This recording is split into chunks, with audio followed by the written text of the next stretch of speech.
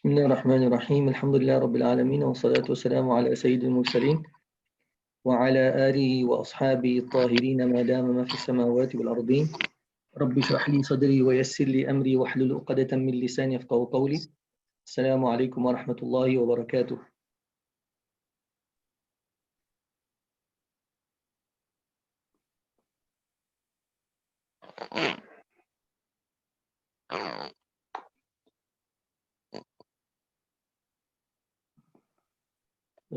So everybody's muted here. Yes, Maulana. Everyone is muted, but they can unmute themselves to respond to Maulana. Yeah. Maulana Muhammad is dying to hear everybody greet back. Alaikum salam wa rahmatullah. Alaikum salam wa Alaikum salam, rahmatullah. Maulana. Waalaikum salam, Maulana. MashaAllah. Assalamualaikum Maulana. Waalaikum salam wa rahmatullah. Assalamualaikum Maulana. Assalamualaikum Maulana. Waalaikum salam wa rahmatullah. MashaAllah. So if you guys want to ask any questions anytime in the course of the class, please feel free. I know normally that what they do is that everybody stays like muted to sort of what do you call that? Prevent sort of background noises from interfering with the class. But if you're in like a secluded space and there's not much noise, then feel free to unmute and like interact in terms of the class. I think one of the ideas behind sort of getting back onto this platform would be to maintain a sort of a more of a suhbah and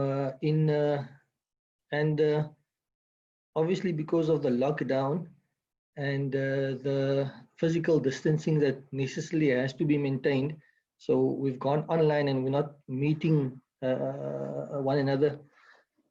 But ma la yudrakul kull la yutrakul kull, whatever cannot be achieved in its entirety, it should not be left off in its entirety as well. And then not that only, but I think efforts should be made, particularly at this stage, like stage 3 of the lockdown, that we should do our level best to maintain that connection in the best possible way. One of my colleagues and friends, Sidriyat Saluji, mentioned the following to me. But to give you just a background in that particular regard, Allah commands us in the Quran, says, "Ayyuhalladhina amanu taqullaha wa kunu ma'as sadiqin." Oh, you believe that be God conscious, be conscious of Allah, fulfill His commands, stay away from His prohibitions, and be with the truthful ones. So that verse clearly talks about the importance of good companionship, good company. You are the company that you keep. And one of the if not the greatest measure to attain spirituality would be through the companionship of the pious, of the good ones. In other words, to find yourself in a good environment, that's very important. So now we're unable to meet physically as such, but then like we said at the beginning, whatever you cannot gain in its entirety shouldn't be left off in its entirety. My point, however, is that to the best of our ability, we must try to keep that strongest link with Quran, number one, and with our teachers of Quran, and with the good company in terms of the fellowship that we share with our fellow students. So with that in mind, I would encourage like participation from the class, because I think it serves as very important function of suhbah. And my friend, who was also a teacher of yours and ours, Sididar Saluji, mentioned to me that he asked his Sheikh in turn, Sheikh Mukhtar al-Maghrawi, about many times we are physically distant from a person. So how do you maintain that suhbah? So he said that listening to the lectures of the Sheikh is a form of suhbah. Now for us, what happens is that for many of us coming to class, we'd have loved to have been in Mount View, but we're not in Mount View. But for us to understand that, this what we're having today is a step closer from where we came from, in a sense of, a pre-recording and listening to the pre-recording. That is also a form of suhbah. But here, alhamdulillah, Allah has afforded us the opportunity to have like a greater form of suhbah in terms of a live session. So we thank and praise Allah subhanahu wa ta'ala for His many blessings that He has afforded us. And particularly today, this morning, Allah has afforded us this opportunity to have the suhbah, this companionship and this fellowship. And we make dua that it will avail us in this world as well as in the year after. A verse comes to mind when Allah subhanahu wa ta'ala says, Al-akhillau yawmaidin ba'dum li ba'din aduun illa al-muttaqin. That the friends, companions, they will be enemies to one another except the righteous ones. And may Allah make us from those righteous ones, that we've come together and we seek the fellowship and the company of one another, not for any worldly purpose, but how it can avail us on the day of judgment, inshallah, bi'idhnillah subhanahu wa ta'ala. So I just wanted to ask, man, this, I see here, there's like 53 participants. Now, which class is this? I saw Ahmad Kamruddin there, and I see some names that is familiar. And I know you more by face than by name, to be quite honest. But now, which class is this now? Maulana, this is second, third in Dawra. All together? That's right, yeah.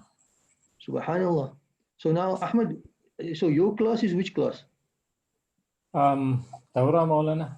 So you in Dawra. And then the class below you, whose class would that be? I think that is the third year class, Maulana. So who are the guys in that class? Maybe they can speak up, Maulana. I'm not too sure. The third year brothers, who's from the third year in the class here?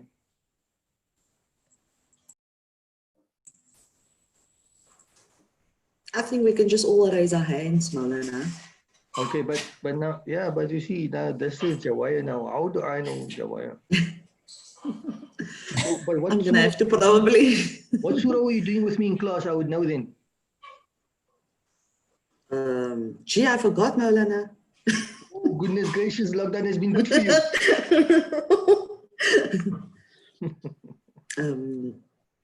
Let me see. In your class, where do you sit in your class? I just want to get an idea of, who I'm addressing, man. Just now say the wrong thing at the wrong time, The chair ladies with the strand ladies. The stage, Right in front, Maulana. Right in front. So in the masjid, where in the masjid are you guys situated? In close to the ladies' bathroom. Close to the ladies' on bathroom. that side. Okay. Yeah. Okay, mashallah. I know that class. That's a big class, no? Yes, I think so, Maulana. We're about 50, maybe over 50. Okay, barakallah fikum. So, yeah. And the other class, who's in the other class?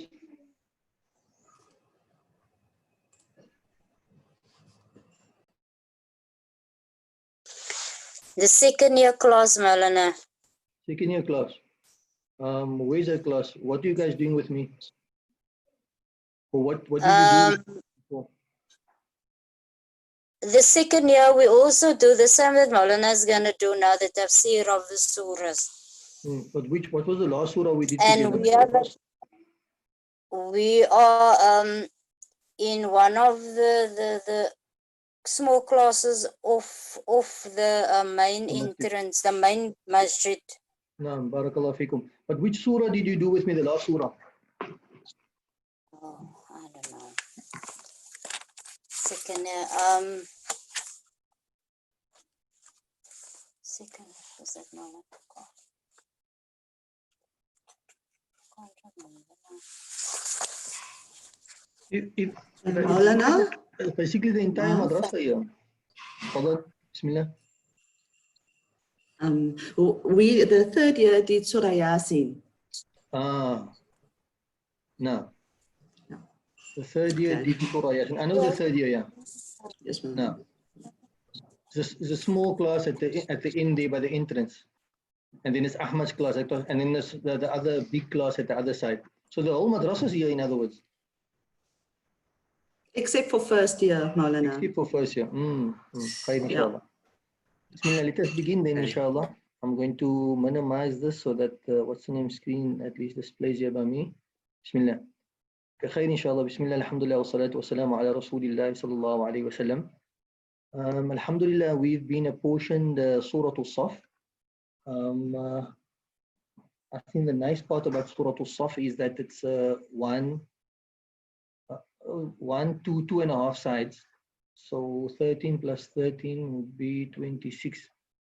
26 plus, so it's about 31, 32, 33 verses, inshallah, lines, sorry. And we should be able to perhaps, inshallah, cover the surah in 3-4 sessions. But without any further ado, inshallah, we'll start as we normally do. Surah Al-Saf, just a bit of deliberation around the name of the surah. So I think we're very familiar with our general sort of introduction in terms of the word surah. The word surah literally means a hall, as opposed to the term jidar, which also means hall, but that refers to a low hall, and the word surah refers to a high hall. So the reason why a surah is referred to as a surah is because it has high and lofty meanings. So that's the first thing that we normally discuss, inshallah. Again, please feel free if you want to ask any questions or interact in any way, please feel free to unmute yourself and ask that particular question, inshallah. Secondly, in terms of Surah Al-Saf, we look at the name. So the Surah of Saf, I think we're very familiar with the word Saf. Saf refers to a line. Saf refers to a line. Interestingly here, the word Saf comes in the surah, and Allah subhanahu wa ta'ala is talking about the line in terms of the arrangement when at war. When two armies are at war, and then traditionally, I wouldn't say traditionally, but of old, in archaic societies, when they would go to war, the war would be fought on an open ground, and then the armies would face each other, and they would basically be standing in rows. So Allah subhanahu wa ta'ala is referring to those particular rows. Interestingly enough, and then our ulama, subhanallah, really when explaining Quran, what they do is they break down the words. And the reason why they break down the words is in order to provide a particular conceptualization, within our minds. So when we read the word, and then this concept, this understanding pops up in our minds.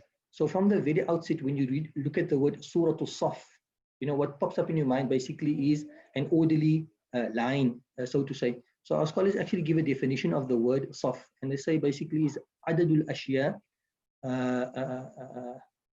It refers to a number of things. It refers to a number of things. How does it go on now? Adadul ashya mutajaniba, that are lined up next to one another, munaddama, in a particular order. So then you can have a number of saf can refer to, for example, when the saf in terms of salah, what do you find?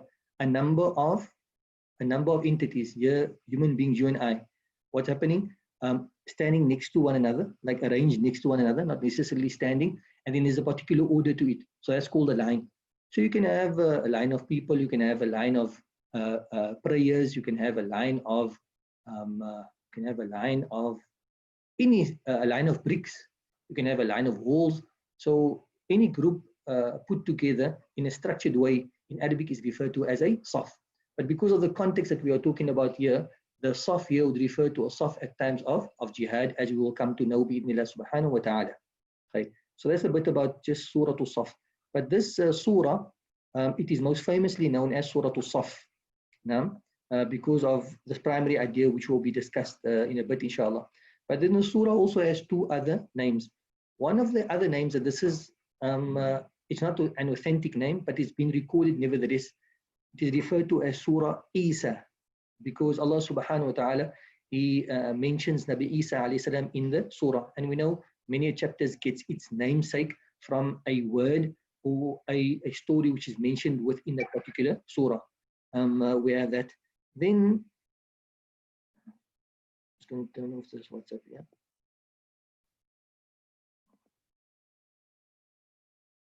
Then we have another name of the surah. So there's two names so far. Surah Al-Saf, which refers to a line, the surah which talks about the line in terms of jihad.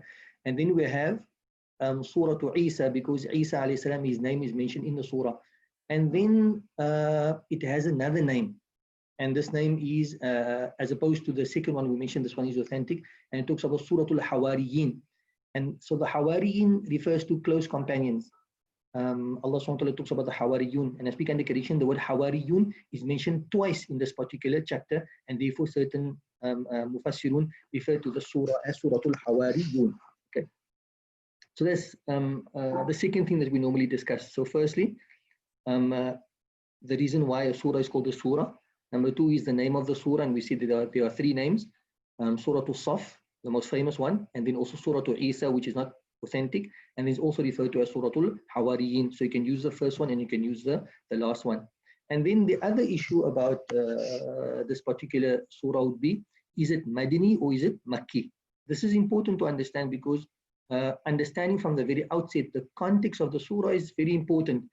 Number one, it gives us a clear idea in terms of the content of the surah, because it's going to be Makki, it's going to have a certain content generally, and it's going to be Madani, it's going to have a somewhat of a different content or a different focus. And Allah SWT knows best. And sometimes Allah SWT would make mention of both concepts in terms of Iman and Ahkam.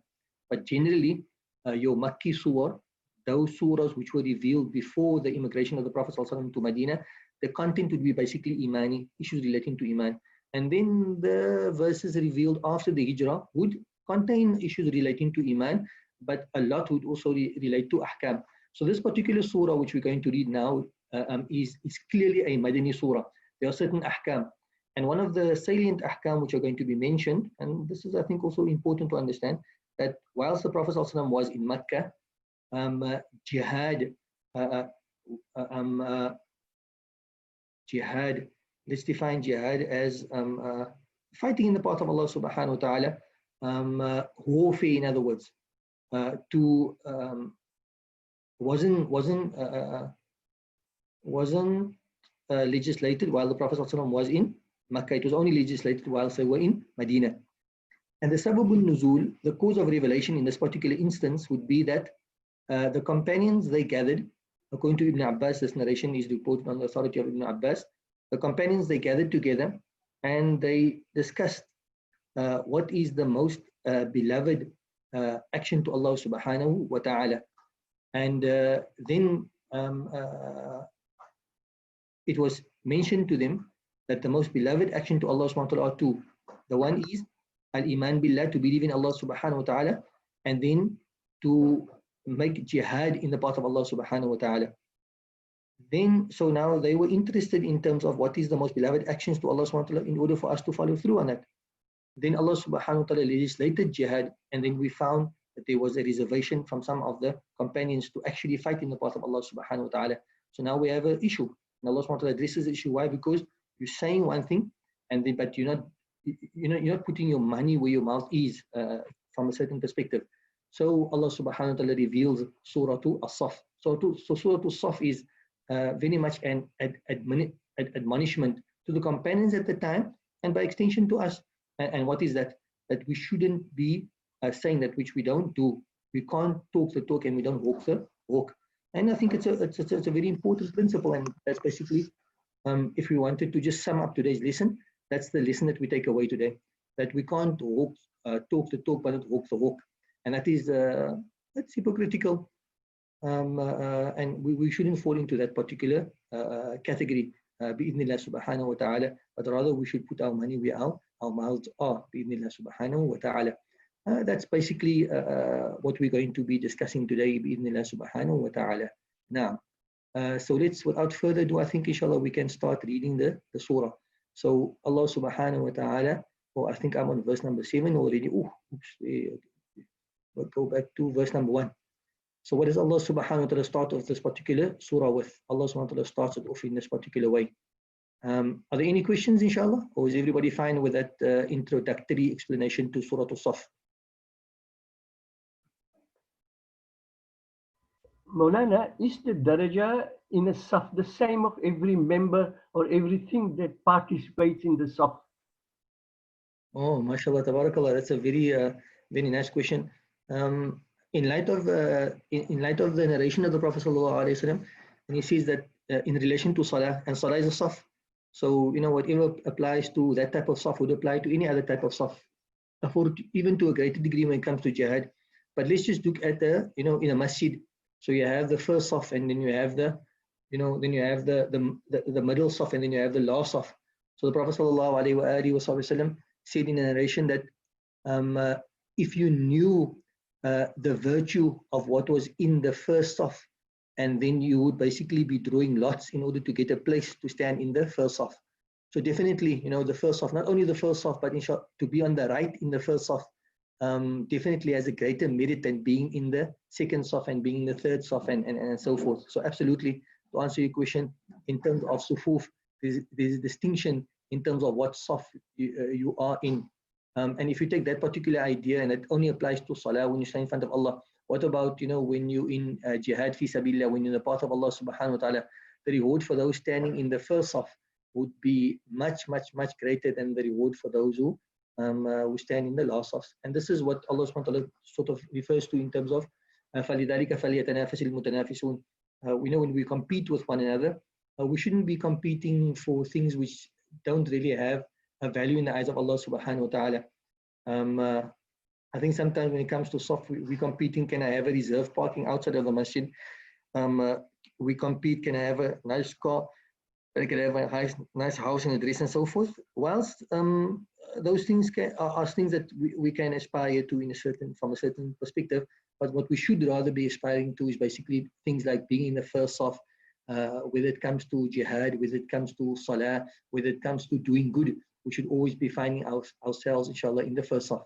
And talking about sufuf, I'm reminded of one of the virtues of being from amongst the followers of the Prophet Muhammad sallallahu alaihi wasallam. On the day of judgment, there will be 120 sufuf.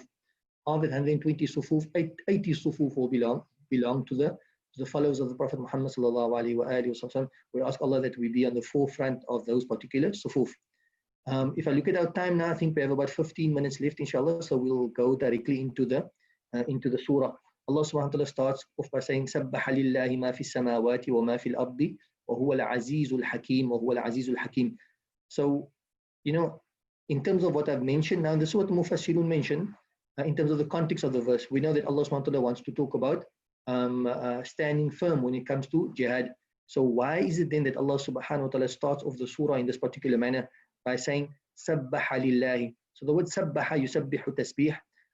We're very familiar with this particular verb. It's on the second scale. The root letters are sin, baha, sabaha. But when we place it on the second scale now, it reads sabbaha. So the word sabbaha basically means to praise.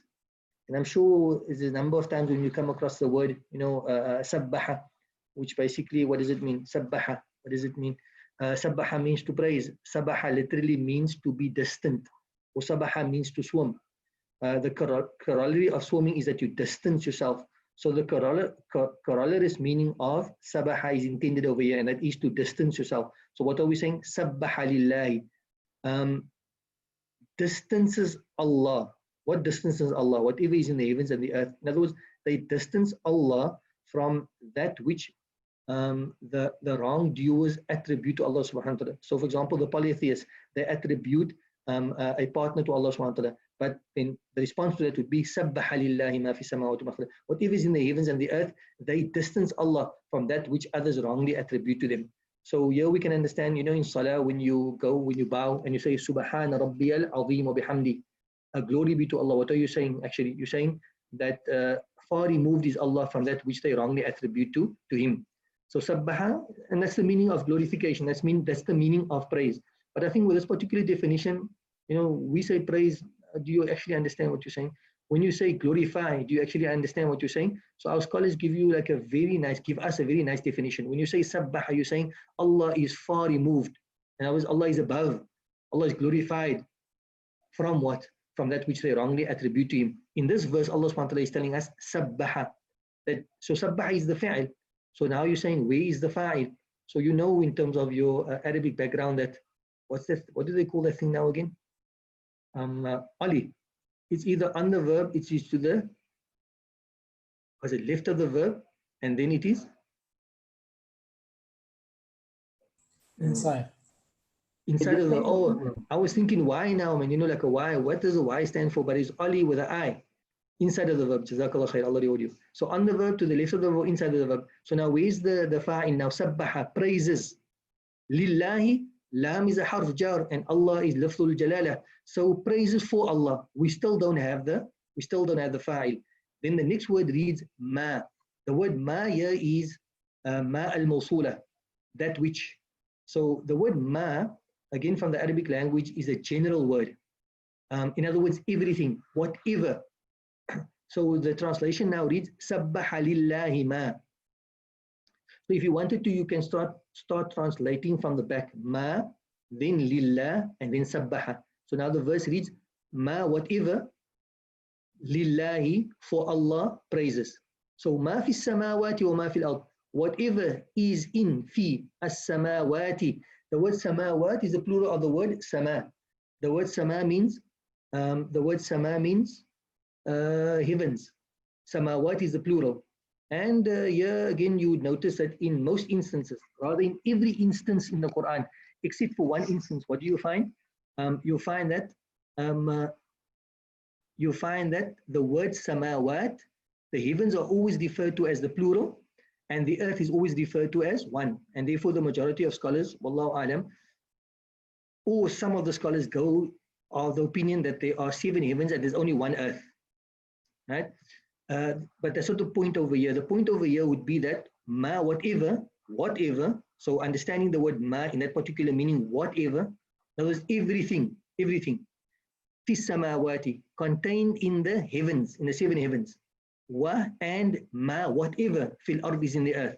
So whatever is in the heavens, whatever is in the earth, lillahi, for Allah, what does it do? Sabbaha, it praises Allah subhanahu wa ta'ala.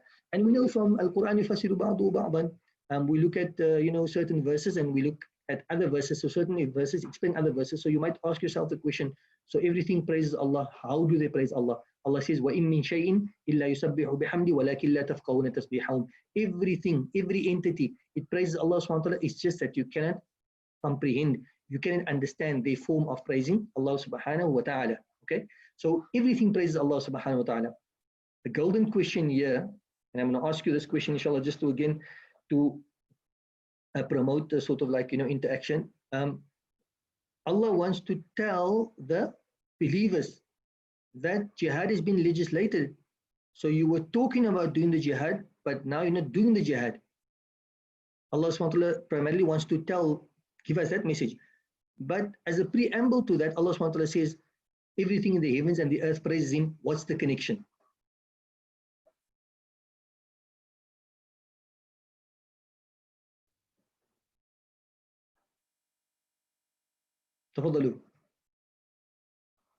Even if we were just to think about it for a short while, that Allah subhanahu wa ta'ala wants to give us this message, why aren't you striving in the path of Allah subhanahu wa ta'ala? But He starts with the surah by praising Him. So the reason that some of the ulama mentioned, they say, Sabbaha lillahi ma fi samawati wa ma fil ard, that one is praising Allah subhanahu wa ta'ala, and that it can very well be limited to a lip service where you're praising Allah subhanahu wa ta'ala. But a true praising of Allah subhanahu wa ta'ala is not only the lip service, but rather it is that to praise Allah subhanahu wa ta'ala and offer your allegiance to Allah subhanahu wa ta'ala in terms of whatever laws Allah subhanahu wa ta'ala legislates, that you follow through on that legislation. So in other words, like in the example of us, when you praise Allah by lip service, but you don't actually fight in the path of Allah subhanahu wa ta'ala, that is a tasbih, but it is a lacking tasbih. But the person who praises Allah subhanahu wa ta'ala with his lips, and when the law of Allah subhanahu wa ta'ala comes down and he follows through, that is a tasbih in terms of his tongue, and it's a tasbih in terms of his limbs. So from that particular aspect, you can see that everything what you do can very well be a praise of Allah subhanahu wa ta'ala, a tasbih, a celebration of the glorification of Allah subhanahu wa ta'ala. Example, I can't think of lockdown, for example. Let's use a relevant example. If you stay indoors and you understand that in this particular situation we find ourselves in, that is what Allah subhanahu wa ta'ala wants from us in terms of His revealed law. So when we study the Quran, when we study the way of the Prophet, when we study our fiqh, we find that in no uncertain terms, really, that the requirement for us is to remain indoors. In other words, physical distancing in the face of a pandemic.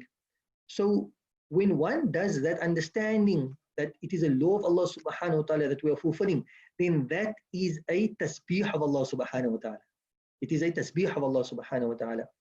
SubhanAllah, I think that's a very beautiful point to think about, that whatever we do which is in the obedience of Allah subhanahu wa ta'ala, it is an expression and a manifestation of the tasbih of Allah subhanahu wa ta'ala. And then Allah continues, and what does he say? وَهُوَ الْعَزِيزُ الْحَكِيمُ. And Allah subhanahu wa ta'ala, he is هُوَ الْعَزِيزُ الْحَكِيمُ. Allah is Al-Aziz.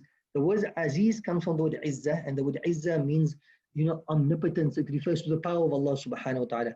So why is Allah subhanahu wa ta'ala using this particular epithet, the quality of Allah subhanahu wa ta'ala here? Because Allah subhanahu wa ta'ala talking about jihad. Allah wants you to strive in the path of Allah subhanahu wa ta'ala. So praise Him by going out and striving in the path of Allah subhanahu wa ta'ala, and know at the same time that the being that you are praising and under whose flag you are fighting, know that He is who? وَهُوَ الْعَزِيز. He is Al-Aziz. He is the most powerful.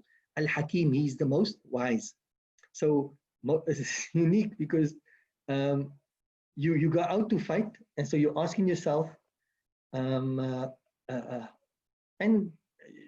don't just think about jihad in the path of Allah, while sisters, and don't also be completely oblivious to the fact that Allah subhanahu wa ta'ala is talking about jihad, because jihad is a real phenomenon. And if the circumstances dictate that we should make jihad, which the circumstances do not, I must add very importantly, but if it does come to a time where the circumstances dictate that we make jihad, then we should be the first in the first saf, bi'idhnillah subhanahu wa ta'ala. But don't only think about it in terms of jihad, think about it in every other good endeavor that you're wanting to do. There's something happening which is wrong. And now what happens is, it is a jihad for you to put that wrong right. The first thing that you must understand is, when I'm going to put that wrong right, why am I doing it? I'm doing it because Allah subhanahu wa ta'ala has commanded me to do it. And because I'm doing it because Allah commands me to do it, I have Allah's support. And who is Allah? Allah is Al-Aziz. Allah is Al-Aziz. Allah is the most powerful.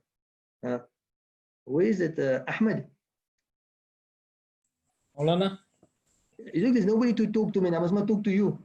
I'm not saying that I must not talk to you. I'm saying, I can talk to you at least, man. You can interact with me. What happened?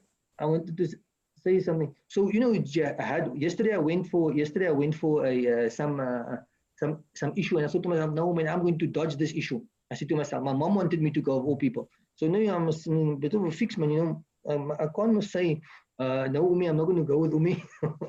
Umi say, you must be ready at 4 o'clock. So what must I do? I'm ready at 4 o'clock. So then as I'm going down, I'm remembering that, in the Ratibul Haddad, we have this, statement that says, this invocation, Ya Dhal Jalali wal Ikram. So, Ya, O possessor of Jalal, majesty, and greatness, wal Ikram. The ulama, they say, because there's a hadith which says, Alidhu, seek refuge in Ya Dhal Jalali wal Ikram. In that particular statement, Ya Dhal Jalali wal Ikram, seek refuge in there. And they say, in the Ratibul Haddad, they say, if you recite Ya Dhal Jalali wal Ikram, let's say, for example, you have to go to a board meeting, and it's going to be a tough one. And there may be people who seeks maybe to even intimidate you, or whatever the case may be. So what happens is, now you invoke the help of Allah subhanahu wa ta'ala. Look, what you want to do principally is the correct thing. It's the right thing. If you're going to say what you're going to say, you're going to be challenged. But why are you doing it? Because it's the right thing principally. Allah subhanahu wa ta'ala wants me to do it. And what this verse teaches us here is that Allah is the omnipotent, Allah is the most powerful, and you have the support of Allah subhanahu wa ta'ala behind you. What do you say, Ahmed? I agree with you, Maulana. It's an ajib thing, Habibi, because psychologically what happens, all of us, we're not, we may have an external strong, but if you're faced in a time of challenge, what happens to you internally, psychologically?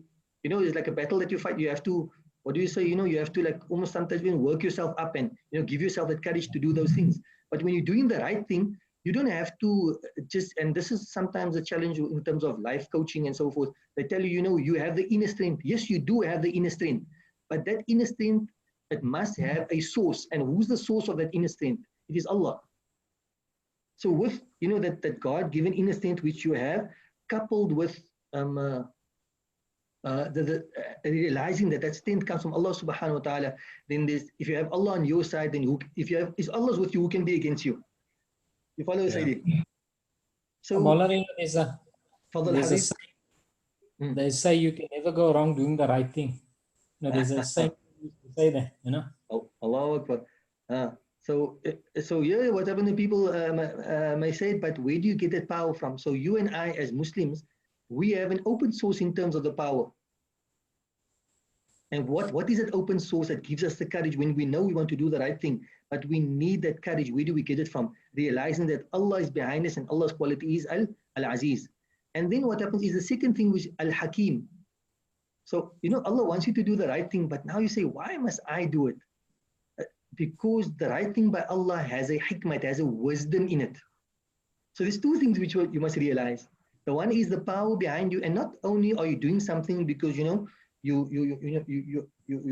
are fueled, with a power behind you, but that power is balanced out by a wisdom. So you're doing the right thing, you're enabled to do the right thing, and that the right thing, it has a wisdom. It's not like Allah says, fight in the path of Allah subhanahu wa ta'ala. Why must you fight in the path of Allah subhanahu wa ta'ala? Because when evil thrives, when good people remain silent. So that's the hikmah. So not only are you doing the right thing, you have this Azizul Hakim, just these two qualities of Allah subhanahu wa ta'ala. I think subhanallah, I think just about every one of us can relate how that when you find yourself in a particular position, just think of jihad, as an example. And I wouldn't say your little jihad to make nothing of it. And your daily real challenges, you want to be facing these challenges. Just think about وَهُوَ الْعَزِيزُ الْحَكِيمُ.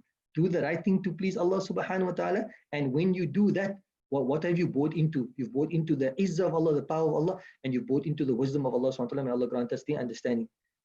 This brother here, Ashraf Khan, look almost like you unmuted and then you muted again. Is it perhaps something you wanted to share with us, Habib?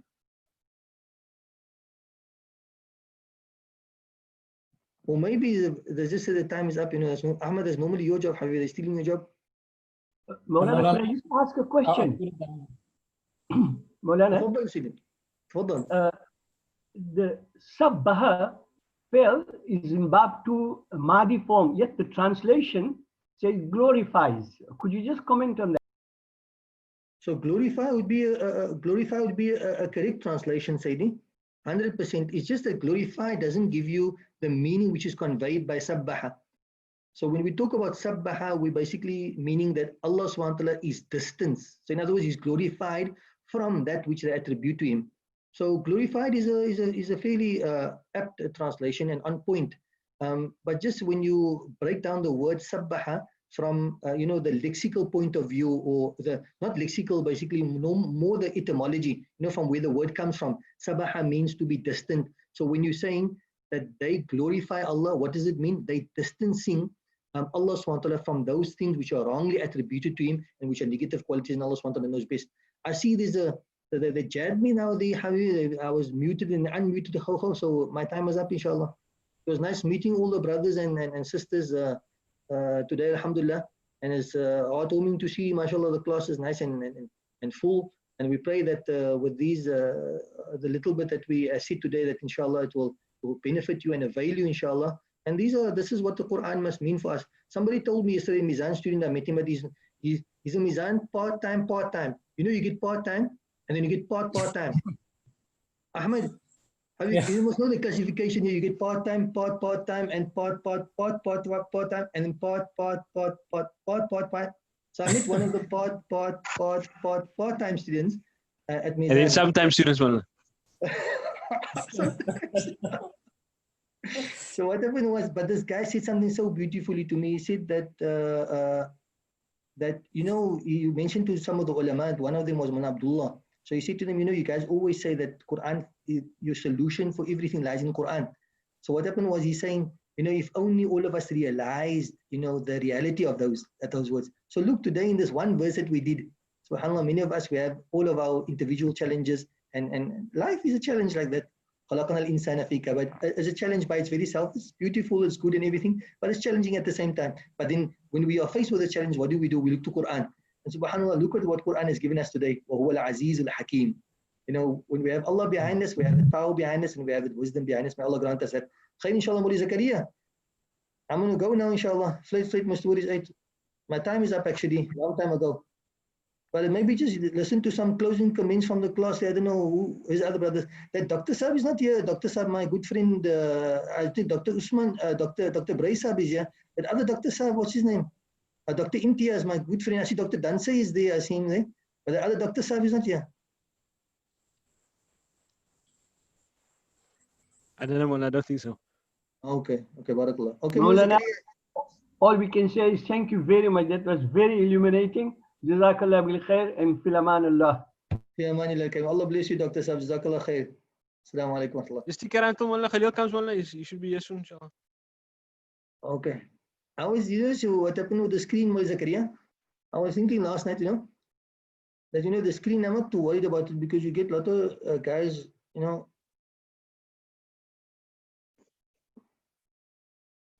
what do you say, you must carry on or just hang around?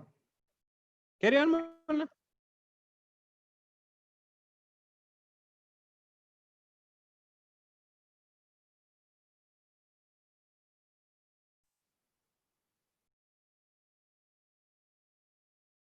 And how do we know Maulana Zakaria, Maulana Khalil is here?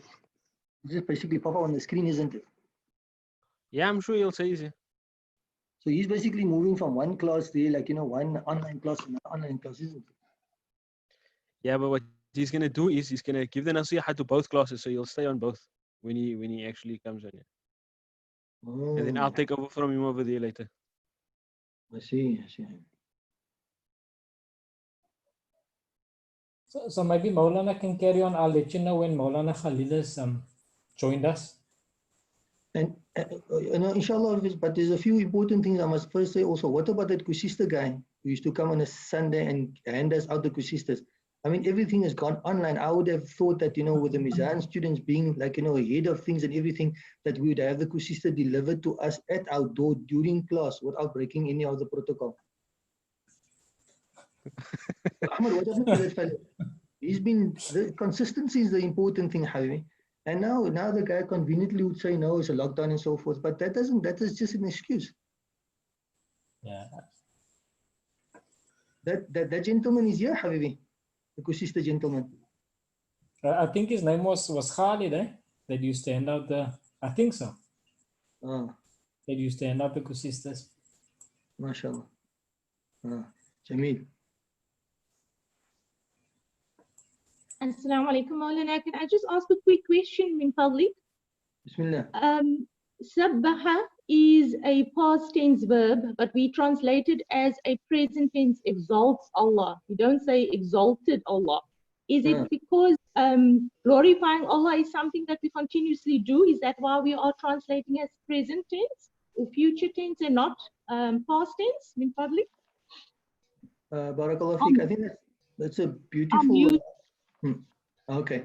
So that's a beautiful observation in terms of the word sabbaha.